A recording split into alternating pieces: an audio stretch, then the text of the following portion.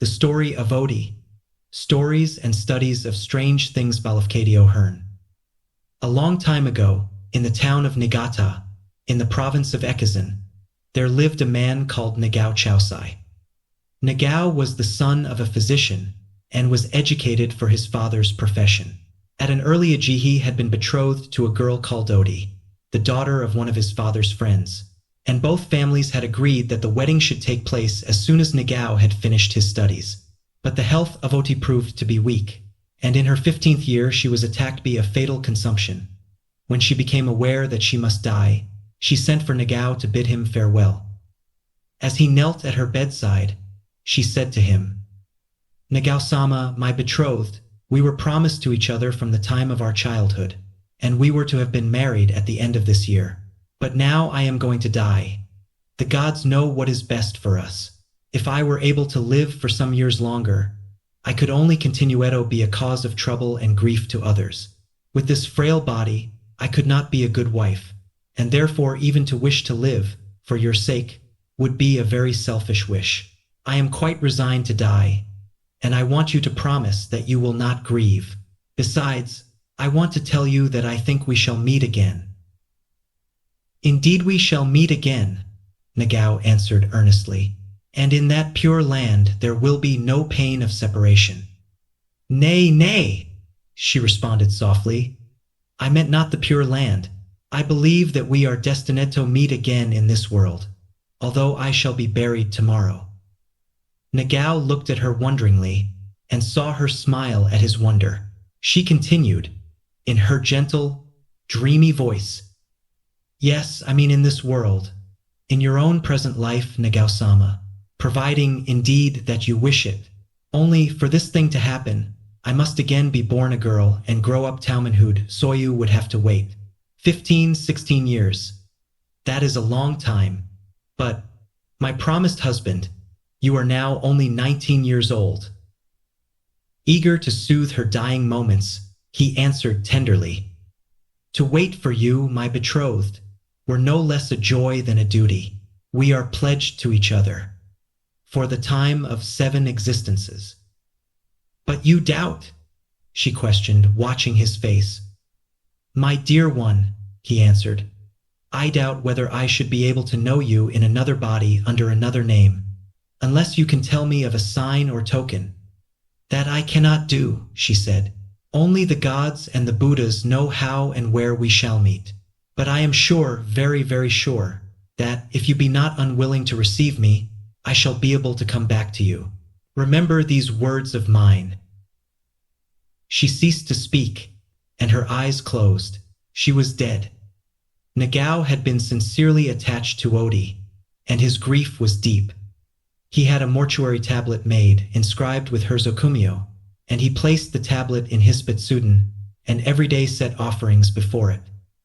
He thought a great deal about the strange things that O-tei had said to him just before her death, and, in the hope of pleasing her spirit, he wrote a solemn promise to wed her if she could ever return to him in another body. This written promise he sealed with his seal, and placed in Thibutsudan beside the mortuary tablet of O-tei. Nevertheless, as Nagao was an only son, it was necessary that he should marry. He soon found himself obliged to yield to the wishes of his family, and to accept a wife of his father's choosing. After his marriage, he continued Tozet offerings before the tablet of O-tei, and he never failed to remember her with affection. But by degrees her image became dim in his memory, like a dream that is hard to recall, and the years went by. During those years many misfortunes came upon him. He lost his parents by death, then his wife and his only child, so that he found himself alone in the world. He abandoned his desolate home and set out upon a long journey in the hope of forgetting his sorrows. One day, in the course of his travels, he arrived at Akeo, a mountain village still famed for its thermal springs and for the beautiful scenery of its neighborhood. In the village in which he stopped, a young girl came to wait upon him, and at their sight of her face, felt his heart leap as it had never leaped before. So strangely did she resemble O-tei that he pinched himself to make sure that he was not dreaming.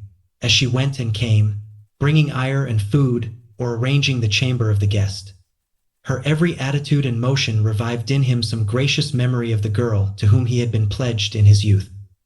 He spoke to her, and she responded in a soft, clear voice of which the sweetness saddened him with the sadness of other days.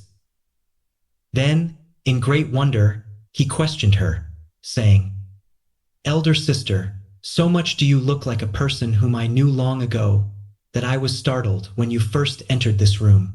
Pardon me, therefore, for asking what is your native place, and what is your name?" Immediately, and in the unforgotten voice of the dead, she thus made answer, "My name is O-tei, and you are Nagao Chausi of Ekigo, my promised husband. 17 years ago, I died in Niigata. Then you made in writing a promise to marry me if ever I could come back to this world in the body of a woman. And you sealed that written promise with your seal and put it in the Butsudan, beside the tablet inscribed with my name. And therefore I came back." As she uttered these last words, she fell unconscious. Nagao married her, and the marriage was a happy one. But at no time afterwards could she remember what she had told him in answer to his question at Ikeo. Neither could she remember anything of her previous existence. The recollection of the former birth, mysteriously kindled in the moment of that meeting, had again become obscured and thereafter remained. Footnote 1. Zokumyo.